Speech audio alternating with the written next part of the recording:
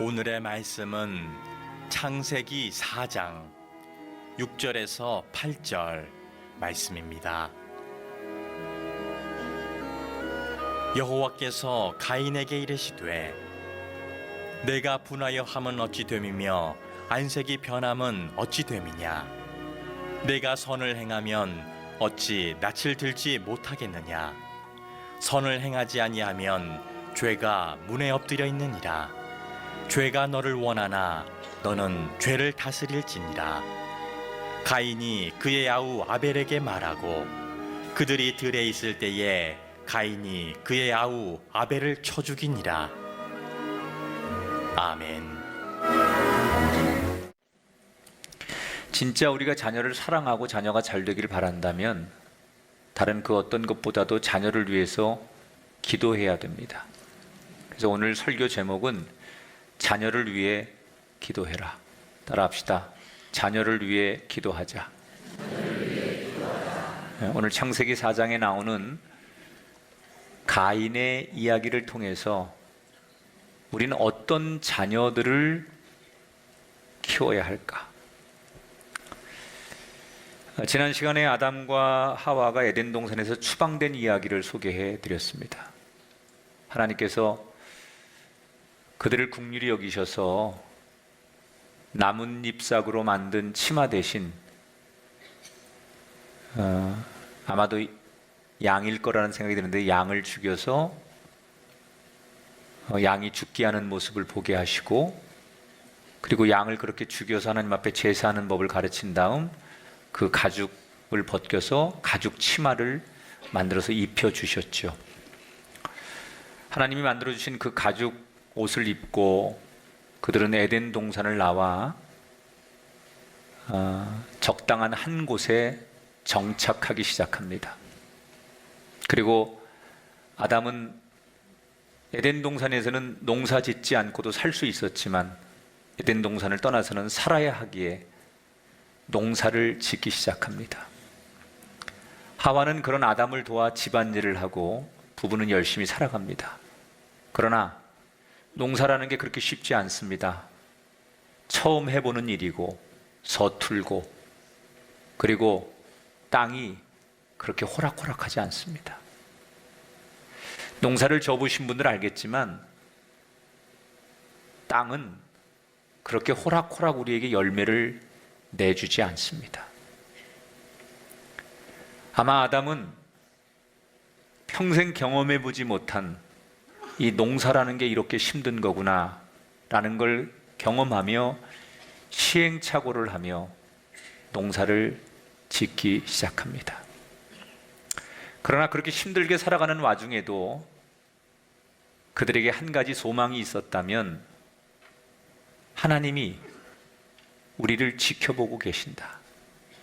비록 에덴 동산에서처럼 하나님을 직접 만날 수는 없지만 하나님께서 예배하는 법을 가르쳐 주셨고 그 예배를 통해서 하나님을 만나고, 그런 우리를 하나님은 날마다 지켜보고 계신다.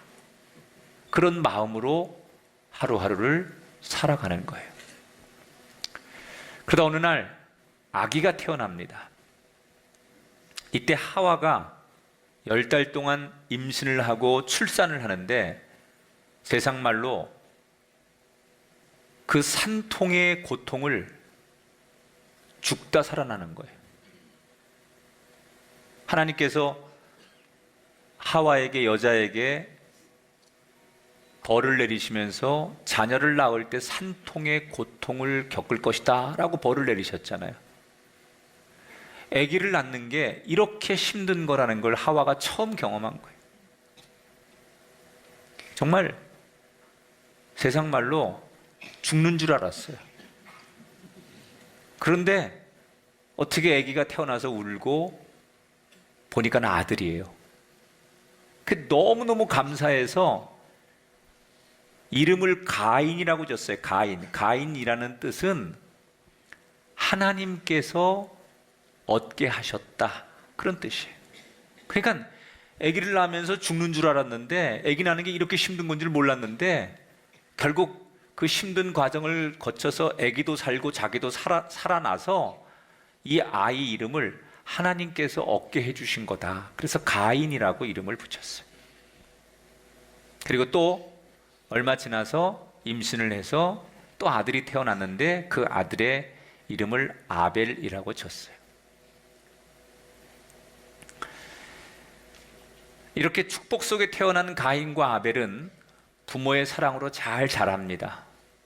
그리고 시간만 있으면 아버지 아담은 아들들에게 철저히 신앙 교육을 가르칩니다. 하나님이 누군지, 예배가 왜 필요한지, 그리고 예배를 드릴 때는 어떻게 예배해야 되는지 철저하게 가르쳐요.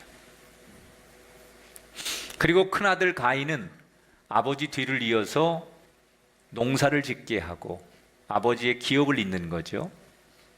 아벨은 인류 최초로 양을 키우는 목자가 됩니다. 근데 당신은 농사 짓는 게 훨씬 더 유능한 거고, 농사를 짓는 게 잘 사는 거고, 농사 짓는 게 우위에 있었어요. 농사는 직접 땅을 통해서 소득을 얻지만 양을 키우는 것은 겨우 젖을 얻거나 아니면 양의 털이나 가죽을 통해서 농사 짓는 사람과 양식을 바꾸는 거예요. 그러니까 직업으로 따지면 농사 짓는 것은 굉장히 높은 거고, 양을 키운다는 것은 굉장히 하찮은 일이죠. 가인이 그만큼 유능했다는 거예요. 부모가 볼 땐 첫째 아들이기도 했지만 여러 면에서 아벨보다는 훨씬 더 똑똑하고 유능하고 아마도 외모도 출중했던 것 같고, 그래서 첫째 아들에게 그렇게 훌륭한 직업을 주고 가업을 잇게 하고 둘째에게는 양을 키우는 일을 합니다. 자, 여기서 아담이 하와와 살면서 성경에는 가인과 아벨을 낳았다 이렇게 얘기하니까 두 형제만 키웠나 보다, 사나 제한하고 두 아들만 낳았나 보다 이렇게 생각하는데 그렇지 않습니다. 우선 아담이 몇 살까지 살았느냐? 930살이 넘도록 삽니다. 아담이 살아생전에 노아 때까지 보죠. 노아까지 살아있는 걸 보죠.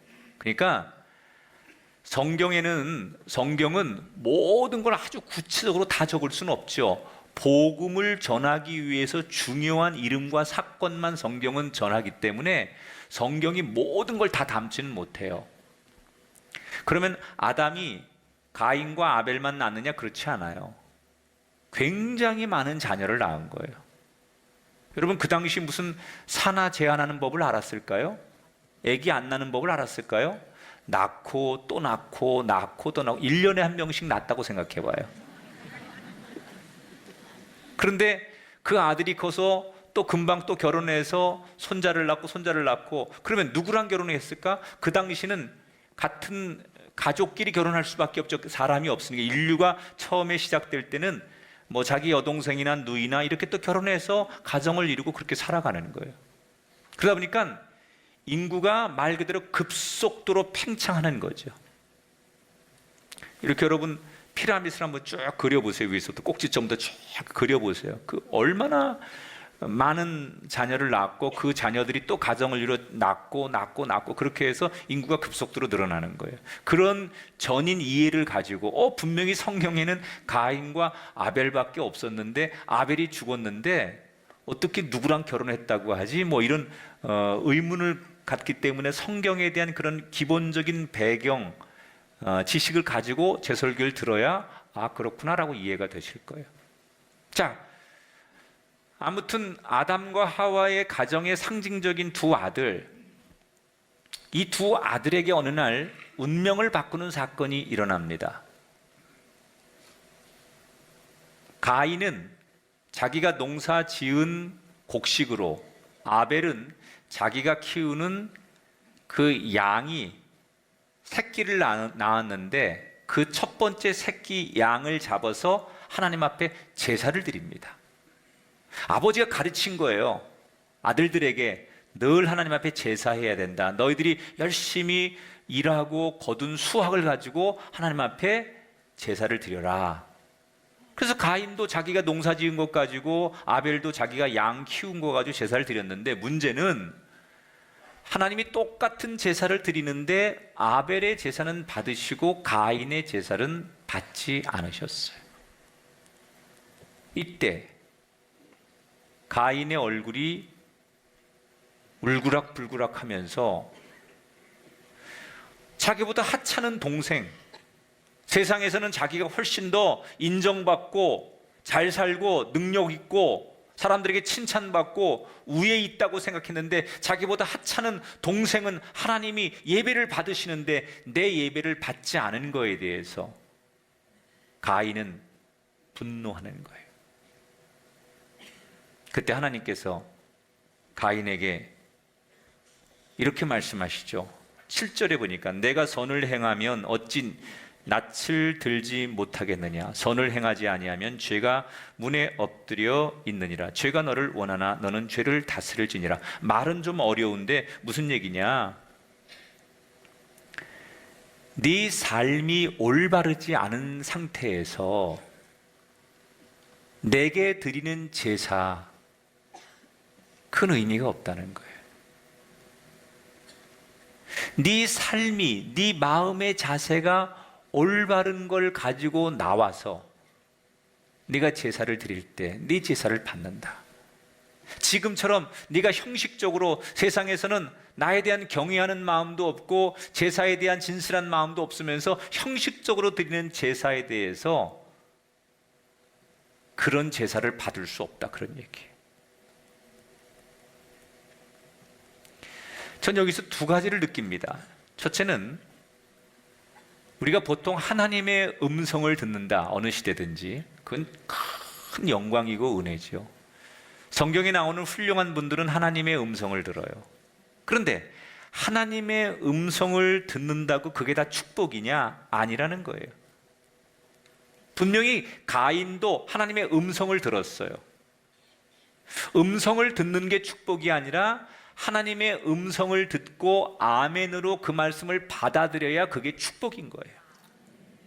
하나님이 가인에게 분명히 말씀하셨어요. 내가 내 제사를 안 받는 이유, 그러니까 네가 이렇게 고치면 된다는 거예요. 그런데 가인은 하나님의 음성을 듣고도 그 음성을 아멘으로 받아들이지 않고 거부합니다. 대신에 내가 하나님 앞에 이렇게 인정받지 못하는 것은 비교 대상인 동생 아벨이 있기 때문에, 하나님께서 아벨을 보시면서 나를 비교하기 때문에 내 예배를 받지 않는다고 아벨 탓을 하며 분노하기 시작해요. 그래서 그때부터 동생을 미워하죠. 그리고 동생과 자주 다퉈요. 동생에게 시비를 거는 거예요. 그래서 자꾸 동생과 분쟁이 생깁니다. 그러다가 어느 날 가인이 아벨에게 함께 산책을 나가자고 제안을 하고 동생을 데리고 아무도 없는 들에 둘이 나가게 됩니다. 두 사람 위에는 아무도 없습니다. 그때 형 가인이 옆에 있는 돌을 들어 동생을 쳐서 동생을 죽입니다. 그리고 그 들에 동생을 파묻어 버려요.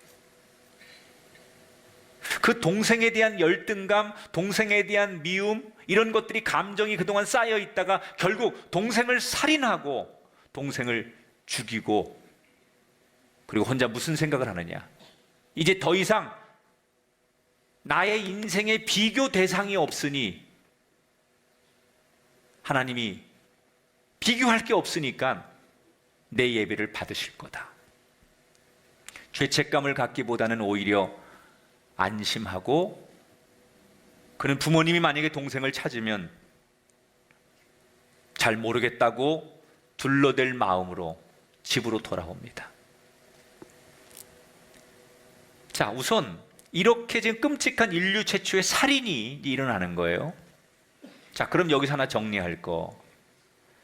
왜 하나님께서 아벨의 제사는 받으시고 가인의 제사는 받지 않았느냐? 조금 전에 설명을 했지만, 가인이 하나님이 내 제사를 안 받으신 것은 아벨 탓이다 이렇게 얘기했지만, 사실은 아벨과는 전혀 상관이 없는 거거든요. 그가 선하게 살지 않았기 때문에 하나님께서 그 제사를 안 받으신 거예요. 그럼 하나님 뭘 보고 가인의 삶은 선하지 않다고 하셨고 아벨의 삶은 선하다고 하신 걸까? 우리가 성경을 보면 무심코 넘길 수 없는 표현 하나가 힌트를 줘요. 자, 3절 4절을 읽어볼게요. 같이 읽습니다. 가인의 땅의 소산으로 제물을 삼아 여호와께 드렸고 아벨은 자기 양의 첫 새끼와 그 기름으로 드렸더니, 자, 둘 다 농사를 짓는 것도 수고하는 거고 양을 키우는 것도 수고하는 거예요. 자기들이 열심히 땀 흘려 수고해서 얻은 것으로 하나님 앞에 제사를 드렸어요. 근데 아벨은 뭘 했다고요? 첫 번째 양. 여러분, 뭐든지 첫 번째가 얼마나 귀합니까? 첫 번째라는 의미는 대단한 거예요. 첫 열매, 첫 소득, 첫 결실, 이건 굉장히 중요한 거예요. 그런데 아벨은 하나님 앞에 제사를 드리기 위해서 뭘 준비했느냐? 자기가 키우던 양의 첫 번째 새끼, 이걸 의도적으로 준비한 거예요. 첫 번째 가장 귀한 것, 토실토실하고 흠이 없는 첫 번째 것을 하나님 앞에 제일 좋은 걸 드렸다는 거예요. 근데 아벨이 이런 생각을 갖게 된 것은 어디서부터 이런 생각을 갖게 됐을까요? 아버지가 가르친 거예요. 아담이 하나님 앞에 제사할 때는 가장 좋은 걸 드려야 된다. 하나님 앞에 예배할 때는 가장 귀한 마음을 드려야 된다. 이걸 아버지가 늘 가르쳤어요. 그래서 이 둘째 아들 아벨은 아버지가 가르쳐 준 대로 가장 귀한 첫 번째 양을 제사로 드리기 위해서 준비한 거예요. 그런데 이 가인은 아버지가 가장 귀한 걸 드리라고 하는데도 가인은 짜증이 나는 거예요. 아니, 이 땅이 녹록치 않고 농사 짓는 게 힘든데 내가 땀 흘려서 내가 열심히 해서 이렇게 수확을 거뒀는데 왜 아버지는 내가 땀 흘려 열심히 수확한 이 수확물을 하나님께 바치라고 하는가? 하도 아버지가 하나님 앞에 제사해야 된다, 하나님 앞에 예배해야 된다고 하니까 아들로서 그걸 거절할 수는 없지만 아버지 하는 얘기가 아벨처럼 그렇게 깊이 교훈으로 들어오지 않는 거예요. 예배는 드리긴 드리지만 어떻게 드리느냐? 수확이 딱 열렸을 때 가장 좋은 첫 번째 수확, 가장 좋은 열매는 자기가 먹는 거예요. 배부르게 먹고 자기 것으로 만들어요. 그리고 하나님 앞에 드리는 것은 들에 나가서 그 다음 대충대충 있는 것들 가져다가 하나님 앞에 드리면 되지. 그렇게 드린 거예요. 가장 좋은 것은 자신이 먹고 그 다음 것으로 가인은 제사를 드렸어요.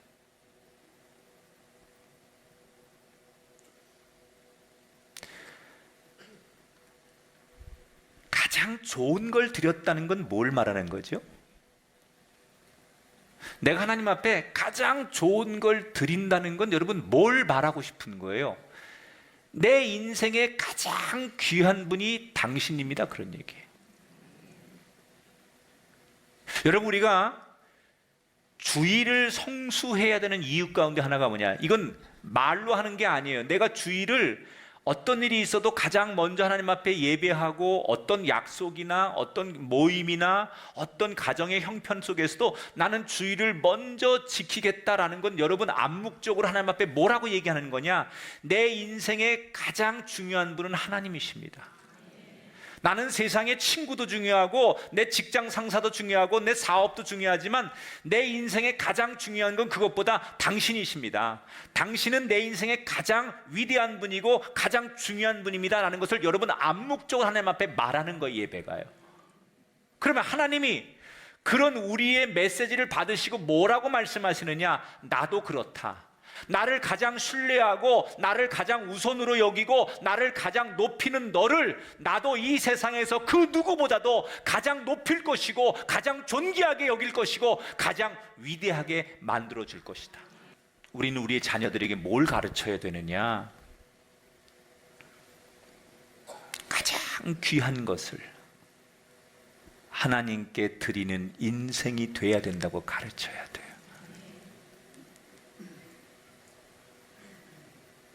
아주 작은 용돈도 하나님의 것인 것을 기억하면서 드리게 하는 훈련.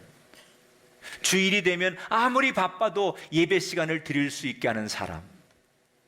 그렇게 여러분이 여러분의 자녀를 키울 때 하나님이 여러분의 자녀를 길이길이 빛나게 하실 줄 믿습니다. 가장 귀한 것을 하나님 앞에 먼저 드리는 그 자녀는 여러분이 가르치는 거예요. 자, 이렇게 자기 나름대로 라이벌을 처리했다고 생각하는 가인은 신나는 표정으로 집으로 돌아옵니다. 그런데 얼마 지나지 않아서 익숙한 목소리가 들려요. 하나님이 가인을 부르시는 거예요. 뭐라 부르시느냐? 가인아, 네 동생 아벨 어디 있느냐? 하나님께서 묻는 거예요. 여러분, 이때 하나님께서 아벨이 어디 있는지 몰라서 묻는 게 아니에요. 다 아시지만 질문을 하는 의도는 지금이라도 네가 내 앞에서 시인하라는 거예요. 기회를 주시는 거예요.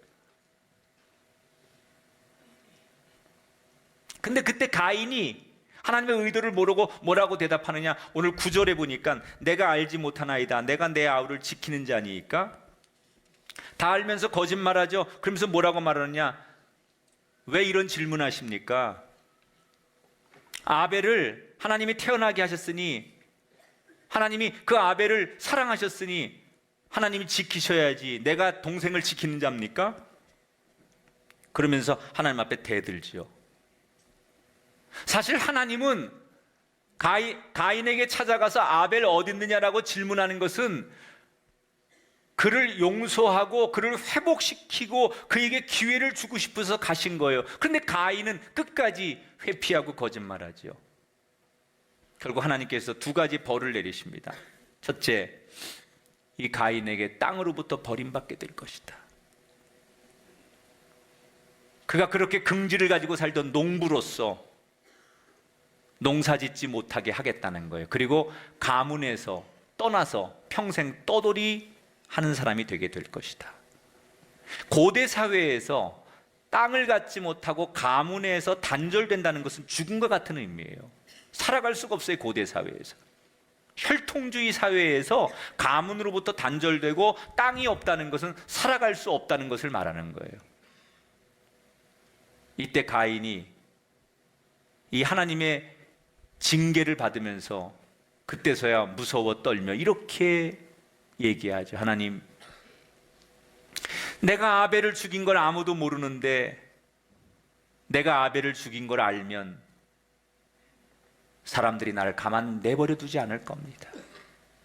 내 형제들이, 내 자식들이, 아벨의 자식들이 나를 죽이려고 할 겁니다. 이때 하나님 뭐라고 말씀하시느냐? 누구도 너의 생명을 뺏어가지 못하도록 내가 지켜줄 것이다. 만약에 누가 너의 생명을 죽이는 이가 있으면 내가 7배나 그를 벌할 것이다. 그리고 내가 너를 죽이지 말라고 하는 징표를 너에게 주겠다 라고 하면서 너를 누구도 죽이지 못하게 하겠다는 약속을 하나님께서 하세요. 자, 살인을 한 가인을 하나님께서 왜 그 생명을 지켜주신다고 했을까? 이유는 보복 살인. 여러분 보세요. 가인이 아벨을 죽였다고 해서 그 죄를 사람들이 알아서 다시 그 죄를 물어서 가인을 또 죽이면 또 가인의 자식들이 자기 아버지를 죽인 그 사람을 찾아 또 죽일 거예요. 그러니까 복수가 복수를 낳고 피가 피를 낳는 악순환이 이 땅에서 벌어지는 것을 하나님께서 금하기 위해서 죄에 대해서 그에게 징계는 내리시지만 복수의 복수를 낳는 악순환을 버리지 말게 하기 위해서 가인의 생명을 지켜주시는 거예요. 따라합시다. 모든 것은 하나님 앞에 맡기고 복수의 마음을 버려야 합니다. 보복을 하나님이 금지시키는 거예요. 그런데 이때 하나님께서 내가 네 생명을 누구도 네 생명을 함부로 하지 못하게 하겠다라는 말씀은 그 속에 담긴 뜻은 뭐냐면, 비록 네가 나한테 징계를 받아서 벌을 받아서 여길 떠나야 되지만 그러나 나는 너와 함께 하겠다는 거예요. 네 생명을 지키겠다는 건 뭘 말하는 거예요? 나는 너와 함께 하겠다고 약속하는 거예요. 그러면 가인은 그 하나님이 그때라도 자기를 버리지 않고 네 생명을 내가 지켜주겠다고 약속을 하셨으니 그 약속을 믿고 평생 하나님 앞에 감사하며 살면 될 텐데, 가인은 이런 하나님의 기대를 완전히 저버리게 되죠. 자, 16절 17절을 같이 한번 읽어보겠습니다. 가인이 여호와 앞을 떠나서 에덴 동쪽 놋 땅에 거주하더니 성을 쌓고 아들의 이름으로 성을 이름하여 에녹이라 하니라. 자, 따라합시다. 성을 쌓고. 하나님은 분명히 내가 네 생명 지켜줄 테니 누가 너를 보복하지 못하게 할 테니 걱정하지 말아라, 그렇게 약속하셨어요. 그런데 이 가인이 떠나면서 떠돌아다니면서 아무도 의지할 곳이 없으니까 불안한 거예요. 두려운 거예요. 하나님께서는 내 생명을 지켜주신다고 약속했지만 믿을 수가 없는 거예요. 그래서 어떻게 해요? 자기가 자기를 지키기 위해서 성경에 성을 쌓다 그러는 거예요. 그건 방어벽을 쌓는 거죠. 이거는 도시를 건설하는 거예요. 자기를 위해서. 아무도 믿을 수가 없다는 거예요. 그래서 자기 생명을 누가 해할까봐, 자기 생명을 뺏어갈까봐 자기가 자기를 지키기 위해서 자기 성을 쌓는 거예요. 그 성 안에다가 무기를 갖추고, 우리로 말하면 인류 최초의 도시를 만드는 거예요. 그리고 그 도시 안에서는 문명이 발전하는 거예요. 도구가 만들어지고, 무기가 만들어지고, 음악이 만들어지고, 농사 기술과 목축업이 발전해요. 이것을 역사는 인류의 진보라고 말해요. 가인이 최초로 인류의 진보를 만든 거예요. 도시를 형성한 거예요. 근데 그 도시는 인류를 위해서가 아니라 자기를 위해서, 자기를 지키기 위해서, 세상에 누구도 믿을 수가 없으니까 내가 내 힘으로 나를 지켜야 되겠다. 그래서 성을 쌓고 그 안에 도시를 만들면서 자기 자식들에게 힘을 키워서 스스로 자기들을 지키도록, 그러다 보니까 일을 열심히 하고 무기를 만들고 문명을 만들고, 그런데 자기들을 지키려고 만든 그 성 안의 도시에서 정말 보복이 없어지고 하나님께서 금하신 보복 살인이 없었느냐? 아니에요. 그 도시 안에서 끔찍한 살인, 간음, 보복, 복수가 생기는 거예요. 그게 지금 우리가 살아가는 세상이에요. 이렇게 해서 인류는 가인이 만든 도시와 함께 하나님과 점점점 더 멀어지는 거예요. 여러분, 이 가인도 한때는 하나님을 믿고 예배하던 사람이었습니다. 그런데 가인이 어떻게 해서 하나님과 멀어지는 길을 걷게 됩니까? 하나님께서 그의 생명을 지켜주시겠다고 약속을 했는데, 친히 표시까지 주었는데, 가인은 그 하나님이 주신 말씀, 약속에 대한 믿음보다는 두려움이 앞섰어요. 하나님이 주신 그 약속의 말씀을 믿는 것보단 불안이 앞섰어요. 여러분, 이 이야기를 지금 그대로 우리 가정으로 가져 들어와 보세요. 여러분이 지금 여러분 자녀들에게 주일날 교회 가는 2시간이 아까워서 아이들에게 학원 가야 된다고 말하는 부모님들, 야, 교회는 나중에 가도 되니까 지금은 공부해야 된다고 말하는 부모님들이 의외로 많습니다. 그렇게 여러분, 하나님을 믿는 믿음보다는 불안하기 때문에 뭔가 가져야 돼, 힘을 가져야 돼. 그게 대학이든 성적이든 돈이든 직장이든 인맥이든, 예배 드리는 거, 하나님을 향해서 예배하는 믿음보다는 불안하니까 뭔가를 자꾸 갖게 만드는 그런 자녀를 여러분들이 자꾸 만들다 보면 여러분 가정에서 여러분은 현대판 가인을 지금 키우고 있는 거예요. 하나님을 믿는 믿음보다는 불안하니까, 두려우니까, 공부해야 되고 성적 얻어야 되고 돈을 벌어야 되고, 그래서 여러분 자녀를 여러분도 모르게 이 시대의 가인으로 여러분 키우고 있는 거예요. 아무리 성적이 좋고 대학 잘 가고 좋은 직장, 좋은 스펙이 있어도 그 인생이 불안하면 소용없어요. 아무리 대단하게 세상으로는 성공했어도 그 자녀가 세상 길로 가면 아무 소용없어요. 여러분의 자녀를 믿음으로 키우시겠습니까? 아니면 불안과 두려움으로 평생을 살게 하시겠습니까?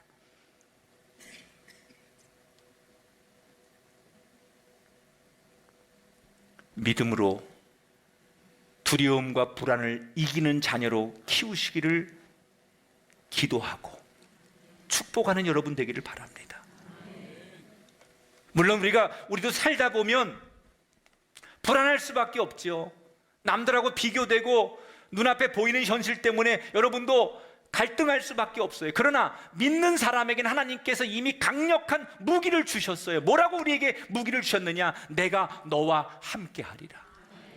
믿는 자에게 능치 못함이 없으리라. 하나님은 이미 우리에게 약속하셨어요. 가인에게 네 생명 누구도 함부로 해하지 못하도록, 네 생명을 보복하지 못하도록 내가 너를 지켜줄 것이다 약속하셨잖아요. 그런데 자기가 못 믿는 거예요. 그게 가인이에요. 하나님이 우리의 가정과 우리의 삶을 약속하셨어요. 구별하여 하나님 앞에 예비하고 구별하여 살려고 하는 너를 나는 버리지 않을 것이다 약속하셨어요. 약속을 듣고도 나는 하나님 약속 못 믿겠습니다. 그래서 내가 나를 지켜야 되겠습니다. 그게 돈이고, 그게 인맥이고, 그게 대학이고, 그게 세상의 힘이고, 그게 세상의 문명이어서 그렇게 세상의 도시를 건설하는 일에 여러분의 인생을 바친다면 그게 바로 가인의 삶 아니겠냐는 거예요.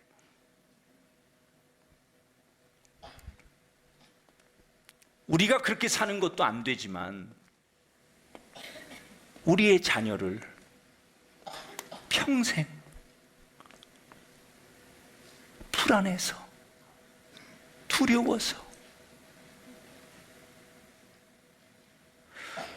더 모으고 더 성을 쌓고 세상에 아무것도 믿을 부모 형제 누구도 못 믿어. 그래서 나밖에 모르는 그런 자녀로, 그래서 아무리 성을 많이 쌓고 아무리 자기 걸 많이 갖는다 한들 그 자식이 행복하겠냐는 거예요.